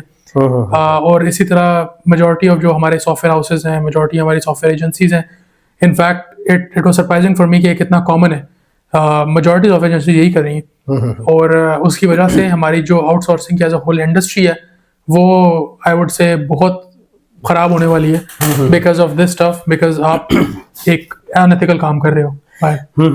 इससे हट के थोड़ा क्वेश्चन मैं करूंगा कि ये जो चिप इंडस्ट्री आपकी है ना, जैसे एआई चिप्स बनती हैं, क्योंकि बैकएंड पर जो जितने एआई टूल्स हैं वो हार्डवेयर के साथ ही लिंक्ड होते हैं आपके, कि प्रोसेसिंग कैसी होनी है, मेमोरी कितनी चाहिए आपको, ठीक है, स्पीड कितनी चाहिए, सारे रिसोर्सेज जो होते हैं। तो मैं ये देख रहा कि जो एम्बेडेड सिस्टम इंजीनियर्स है ना, वो भी आपके कोड को यूज करके कुछ बना रहे होते हैं हार्डवेयर के साथ, उनकी बड़ी डिमांड है वैसे। तो इसमें चीजें सीखनी चाहिए एआई स्पेशल इंजीनियर को। अगेन डिपेंड करता है कि आप किस फील्ड में जाना चाहते हो। अगर आपको हार्डवेयर साइड पर मजा आता है जाने पे, क्योंकि अक्सर लोगों को बोरिंग लगती है वो चीज़, अगर आपको वहां पर मजा आता है जाने पे तो then you should absolutely learn about it. लेकिन इसकी demand is absolutely sky high. अभी मेटा बहुत इन्वेस्ट कर रहा है अपने हार्डवेयर के अंदर, मेटा ग्लासेस लॉन्च कर रहा है, there is a lot of other Meta hardware जो कि in the next few years वो लॉन्च होने वाला है। तो हार्डवेयर की demand will skyrocket eventually. Same with Nvidia भी चिप्स पर बहुत ज़्यादा अपनी इन्वेस्टमेंट कर रहा है, बिकॉज एआई इवेंचुअली एआई ने हार्डवेयर पे ही चलना है। उसके लिए it needs massive GPUs, massive servers, massive data rooms, और उसके लिए यू नीड पीपल जो कि उन चिप्स पे काम कर रहे हो, चिप्स को बेहतर किस तरह करना है, how to improve that specifically for AI. In fact Grok एक कंपनी है, उन्होंने अपना एक एलपीयू रिलीज किया था, लैंग्वेज प्रोसेसिंग यूनिट। अच्छा। तो हम एआई जीपीयूज पे ट्रेन करते हैं, उन्होंने एआई के लिए स्पेसिफिकली एक जीपीयू बनाया जिससे उनकी स्पीड इतनी तेज होगी कि अभी तक कोई उसको मैच नहीं कर पा रहा। अच्छा। तो हार्डवेयर पे इस लिहाज से बहुत ज्यादा स्काई रॉकेट होने वाला है। तो अगर आपको उस चीज में एक शौक नजर आता है तो absolutely go for it, there will always be demand for hardware. हम इसको कंक्लूड करने की कोशिश करेंगे, जो सॉफ्ट स्किल्स हैं, आपकी कम्युनिकेशन स्किल्स, आपके ओरल स्किल्स, रिटन स्किल्स, उसका कितना रोल है आपके जो भी सक्सेस है? क्योंकि मैं पोस्ट पढ़ रहा था कि आप कहते हैं शुरू में मैं थोड़ा बोलता था, शायद ऐसे मेरे, और फिर कब से ही आपने बोलना शुरू किया? अल्लाह इसको और बरकत डाले और दुआ करते हैं, क्योंकि मैं आपकी पोस्ट देखता रहता हूं लिंक्डइन पर, आप बोल रहे होते हैं, रील आ रही होती है, टेक्स्ट में भी होता है, और कुछ एक्सपीरियंस शेयर करते हैं, something went wrong and you say something bad about that as well. तो ये जो आपकी एबिलिटी होती है टू कम्युनिकेट इफेक्टिवली, स्पेशली जब आपके साथ लोग बाहर से रब्ता करते हैं कि हाँ उज़ैर भाई आपकी पोस्ट बड़ी जबरदस्त, इंटरेस्टिंग है, एंगेजिंग है, तो ये एक्सपीरियंस शेयर करना, आस्किंग क्वेश्चन कितना मैटर करता है। और इसको जो स्टूडेंट्स पूछते ही नहीं है, क्लास में आप बैठे हैं ना, ये काम स्टार्ट क्लास ही होता है, अगर अपने अंदर ही आप क्वेश्चन रखेंगे, नहीं पूछेंगे, तो फिर आप आगे भी नहीं बढ़ पाएंगे। बिल्कुल। तो ये आपको कब रियलाइज हुआ कि यार मुझे पूछना चाहिए, और वो शायनेस को ओवरकम कैसे किया था, और इसका फायदा कितना होता है सॉफ्ट स्किल्स का आपको? ये मुझे कॉलेज में जाकर रियलाइजेशन हुई थी, क्योंकि मैंने फ्रीलांसिंग शुरू की थी। जब मैं क्लाइंट्स वगैरह से बात करता था तो वहाँ मुझे रियलाइज हुआ कि विदाउट कम्युनिकेशन आप बात नहीं कर सकते। आप सेल्स, इवेंचुअली सेल्स ही है, चाहे आप इंटरव्यू पे जा रहे हो, चाहे आप क्लाइंट से बात कर रहे हो, इंटरव्यू में आप अपने आप को बेच रहे हो, क्लाइंट के सामने आप अपने स्किल्स को बेच रहे हो, but eventually it all comes down to sales. किसी ना किसी चीज़ को बेच ही रहे हो आप एंड ऑफ द डे। तो ये चीज़ वहाँ से मुझे रियलाइज होना शुरू हुई कि without having this communication skill, without negotiation skills specially, you can not gate projects, you can not gate clients. तो वहाँ से मैंने इम्प्रूव करना शुरू किया। शुरू में मैंने टेक्स्ट पर करना शुरू किया, रिटन अपनी कम्युनिकेशन को बेहतर करना शुरू किया, सेल्स वहाँ पर बेहतर की, कोल्ड आउटरीच को बेहतर किया, एंड ओवर टाइम मैं जब मीटिंग्स में आना शुरू हुआ क्लाइंट्स के साथ, उनसे कॉल से बात करना शुरू की, तो मेरा वहाँ से भी एक कंफर्ट लेवल बढ़ना शुरू हो गया। शुरू में मुझे फ़ोन पर कॉल पर बात करना बहुत बुरा लगता था, क्योंकि मैं शायद थोड़ा ऑकवर्ड हो रहा था कि अब मैं बोलूँ क्या, कॉल पे बात करनी है, कॉल पे क्यों बुला रहे हैं मुझे, कॉल पे नहीं बात करनी है वो। अब मैं काफ़ी कंफर्टेबल हो गया, बिकॉज मैंने ओवर टाइम मीटिंग्स करके क्लाइंट्स के साथ, लोगों से बात करके ये चीज़ अपने आप में कंफर्ट एक लेवल बना लिया। एंड जब मैं यूनिवर्सिटी आया था तो वहाँ पर मुझे सबसे बड़ी जो रियलाइजेशन हुई थी, दैट वाज इन यूनिवर्सिटी, क्योंकि मेरे को दोस्त नहीं थे यूनिवर्सिटी के अंदर। सारे कॉलेज के दोस्त अपने अपने कॉलेज यूनिवर्सिटी डिफरेंट यूनिवर्सिटी में चले गए। अब मुझे नए दोस्त बनाने थे, तो नए दोस्त मैं चुप रह के तो बना नहीं सकता था। तो फिर मैंने वहाँ से लोगों से बातचीत करना शुरू की, रैंडम लोगों से। कैफेटेरिया में कोई बैठा हुआ है, मुझे उनकी सब कोई लेट से कोई गेम खेल रहा है कैफेटेरिया में, या कोई एआई के बारे में बात कर रहा है, कोई किस चीज़ के बारे में डिस्कशन हो रही है, मैं उनसे जाके बैठ जाता था, ऐसे ही सुन रहा होता था। आहिस्ता आहिस्ता थोड़ा थोड़ा करके मैं उनके डिस्कशन में खुद ही अपने आप को ले आता था। रैंडम लोगों को जाके अपने आप को इंट्रोड्यूस करवाता था। इसी तरह करके कॉन्फ्रेंसेज में जाता था, इवेंट्स में, वहां पर जाके एग्जीक्यूटिव्स को, लीडर्स को, डिफरेंट फाउंडर्स को, उनको जाके इंट्रोड्यूस करवाता था। तो ओवर टाइम वो चीज़ कर करके मुझे पता लग गया कि यार ये चीज़ अब मेरी कंफर्ट लेवल में आ रही है, और ओवर टाइम में उसे बेहतर होता गया। तो सॉफ्ट स्किल्स आपके करके ही इंप्रूव होते हैं। गुड।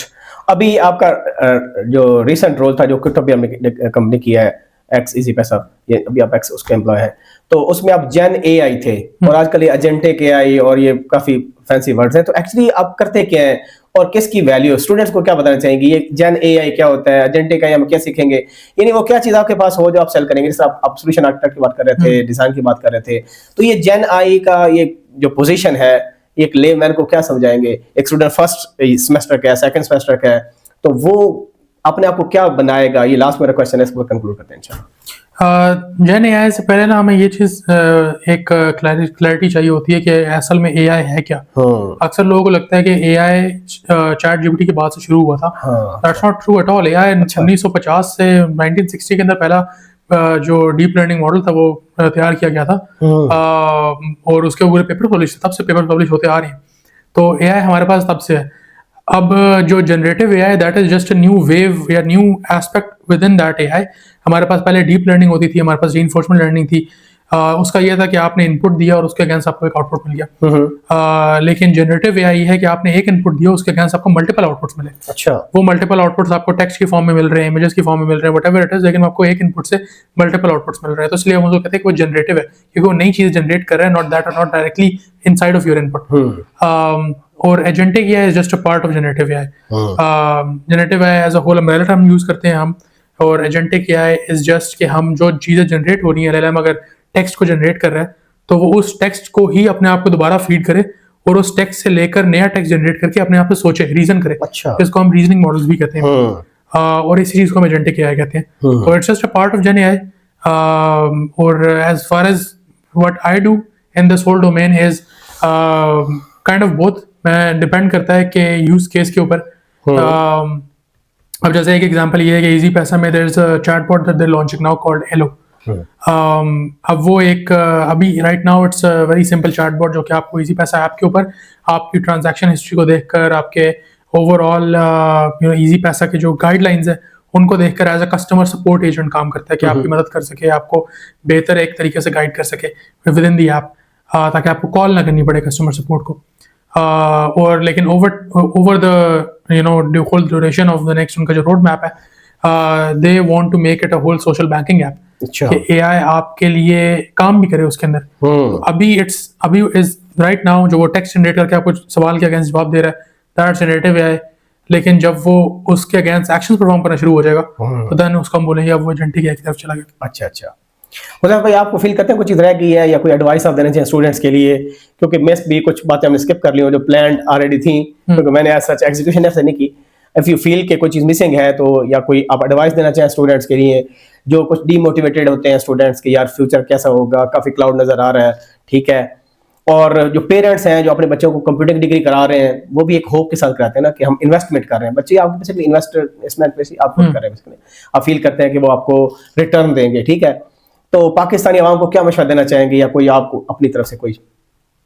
मेरा सबके लिए एक ही मशवरा है कि यार आप रिस्क लेना शुरू करो।